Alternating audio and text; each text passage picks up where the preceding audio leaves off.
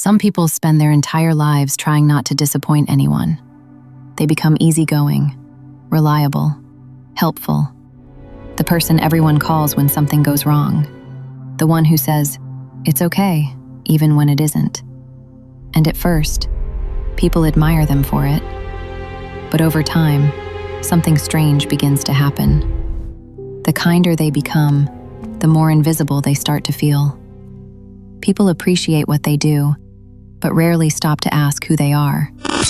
They're remembered when needed, praised when useful, and quietly forgotten the moment they stop giving.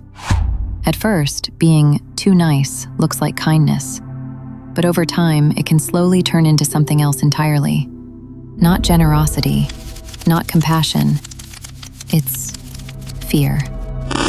Fear of rejection, fear of conflict, fear that if they stop pleasing everyone, they might stop being loved altogether. And that's where the damage begins. Because many people pleasers were never taught that love could exist without performance. For many people, this pattern starts long before adulthood. Sometimes it begins in childhood, in homes where love felt conditional. Not always abusive, not always cruel, just emotionally unpredictable. Maybe praise only came when they behaved perfectly.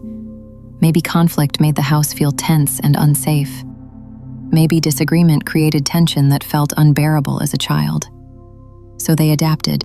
They learned that being easy to manage made life smoother, that being agreeable kept people happy, that avoiding conflict protected connection. And slowly, they stopped asking themselves an important question: what do I actually feel? Because survival became more important than honesty. You can often see this pattern in children who are called mature for their age.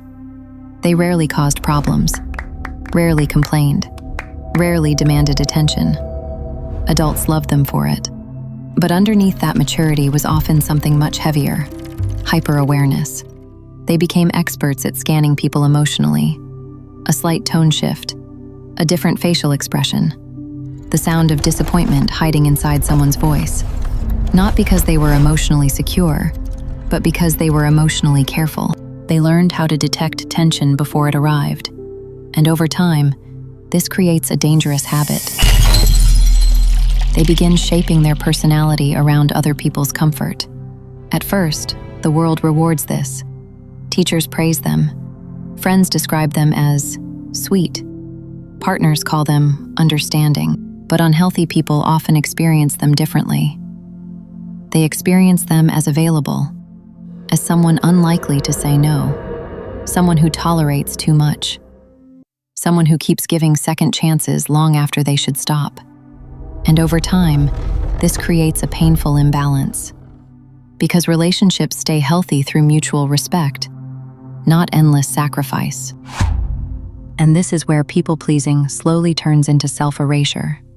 Because when someone spends years suppressing needs, avoiding conflict, and prioritizing everyone else's emotions, they slowly lose connection with themselves.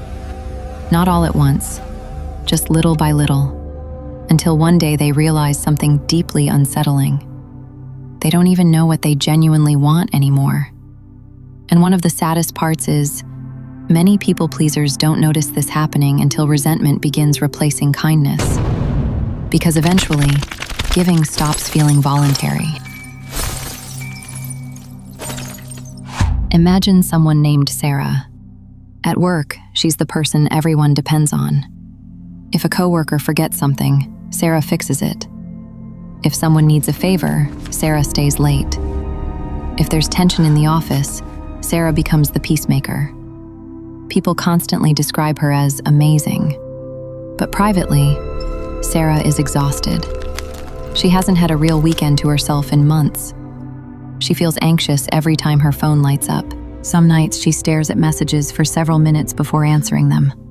Not because she doesn't care, but because she already knows the message probably contains another request, another favor, another emotional responsibility, another reason to ignore her own needs again. And deep down, she's beginning to resent the very people she keeps helping. But she says nothing. Because people pleasers often confuse boundaries with selfishness. Many of them would rather drain themselves completely than risk disappointing someone for a few uncomfortable seconds. So instead of expressing frustration honestly, they suppress it. And suppressed resentment doesn't disappear. It transforms, sometimes into burnout, sometimes into anxiety, sometimes into emotional numbness, and sometimes into quiet loneliness. Because one of the strangest parts of chronic people-pleasing is this: the more someone abandons their real self to maintain connection, the less emotionally connected they actually feel. Eventually, many people-pleasers reach a painful realization. Almost nobody around me actually knows me. People know the helpful version, the agreeable version, the emotionally safe version, but not the angry version, not the exhausted version, not the honest version. Because those parts were hidden for so long, and constantly performing emotional safety for others becomes deeply isolating, especially when kindness is no longer freely given, but psychologically required. At some point, many people-pleasers reach a breaking point. Not always dramatic, sometimes it happens quietly. A friendship begins feeling painfully one-sided. A relationship leaves them emotionally drained. Or they suddenly realize they've spent years being available for everyone else, while abandoning themselves. And for the first time, a frightening question appears. What happens if I stop? At first, setting boundaries feels deeply uncomfortable. Because when someone grows up believing approval equals safety, disappointing people can feel emotionally dangerous. Even healthy boundaries create guilt. Saying no creates anxiety. Choosing themselves feels selfish. Some people even rehearse boundaries in their head for hours, only to apologize the moment they finally say them out loud.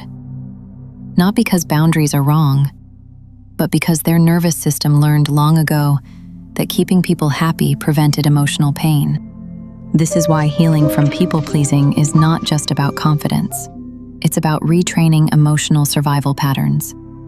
Learning that disagreement does not automatically lead to abandonment, that boundaries do not make someone cruel, that self-respect and compassion can exist together. And slowly, something surprising begins to happen. The relationships built only on endless sacrifice begin weakening. Some people become distant. Some react negatively. Some accuse them of changing.